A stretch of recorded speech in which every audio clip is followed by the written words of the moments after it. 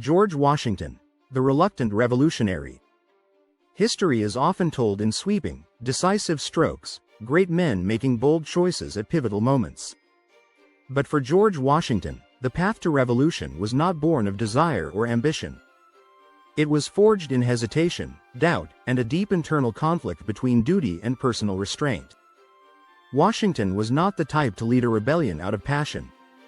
He was a man bound by loyalty, shaped by discipline, and painfully aware of the heavy price of war.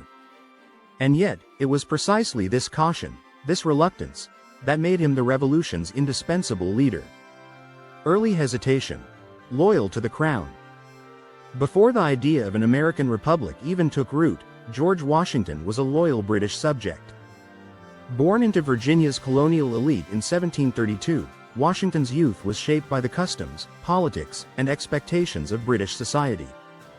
As a young man, he wore British uniforms proudly, aspired to join the British regular army, and defended the crown's interests during the French and Indian War. He saw himself not as a revolutionary, but as a military gentleman and subject of His Majesty. During the 1760s and early 1770s, Washington, like many Virginians, was uneasy about growing British interference in colonial affairs. He opposed the Stamp Act, the Townshend Acts, and the Tea Act, not because he wanted independence, but because he believed in the rights of Englishmen. He once wrote, "I can foresee nothing but ruin and misery from a change." Washington valued order and feared mob rule. He was reluctant to embrace radical change, clinging to the hope that reconciliation with the crown might yet be possible. Even as tensions rose after the Boston Massacre and the closing of Boston Harbor, Washington remained measured. While he supported the First Continental Congress in 1774, he continued to express his support for constitutional protest rather than open revolt. He was not yet the revolutionary he would become.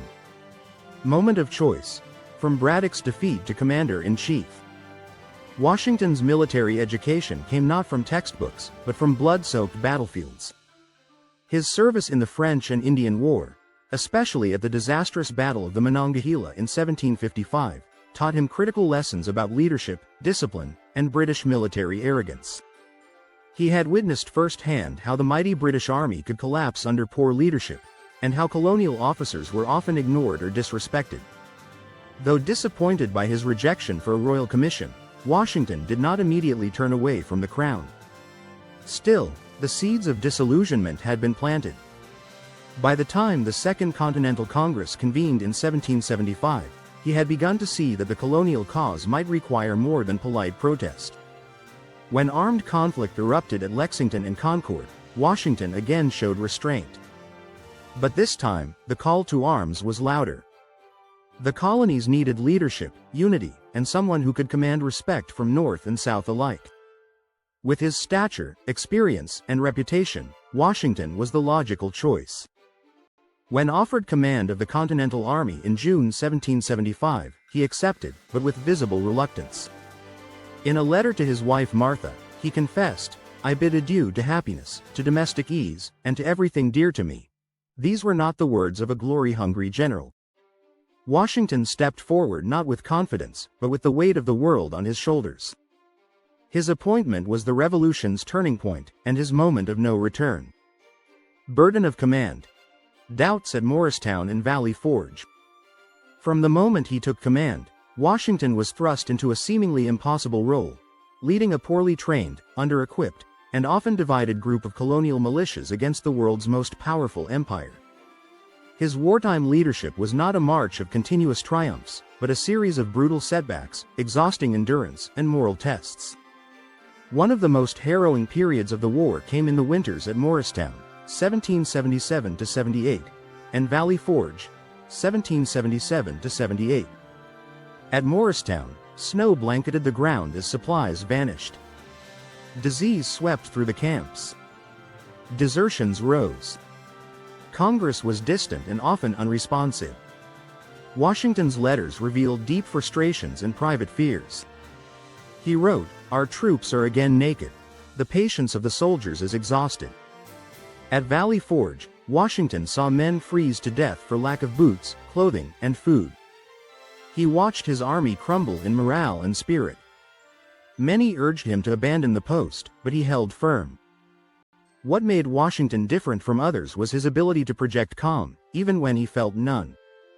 He enlisted the help of Prussian officer Baron von Steuben, who transformed the ragtag militia into a disciplined fighting force. In his most private writings, Washington questioned whether he was the right man for the job. But never once did he abandon it. His reluctance did not hinder him, it grounded him. He did not crave power, which made him trustworthy in the eyes of those who followed him. The revolution survived not because of sweeping victories, but because of a general who stood tall through the darkest hours. Crowning act: relinquishing power. In many revolutions, the victor seizes the throne. Julius Caesar crossed the Rubicon. Napoleon crowned himself emperor. But when the British surrendered at Yorktown in 1781, and the Treaty of Paris was signed in 1783, George Washington did something the world had rarely seen. He walked away. With absolute military power in his hands, Washington chose instead to disband the army. In a moment of profound humility, he returned his commission to the Continental Congress. Having now finished the work assigned me, he said, I retire from the great theater of action. With that, he returned to Mount Vernon, disappearing into private life as quietly as he had stepped onto the national stage. Years later, when asked to become the first president of the United States, Washington again accepted reluctantly. He served 2 terms, then voluntarily stepped down, establishing the peaceful transfer of power as a cornerstone of American democracy. This refusal to cling to authority would become his most enduring legacy. The indispensable reluctance. George Washington was not a man who sought revolution. He did not hunger for power or fame. What he possessed was something rarer: self-restraint, humility, and a profound sense of duty. His reluctance was not a flaw, but a strength. He took up arms only when no other path remained. He led with care, conscious of the cost of every decision. And when the time came, he gave power back to the people.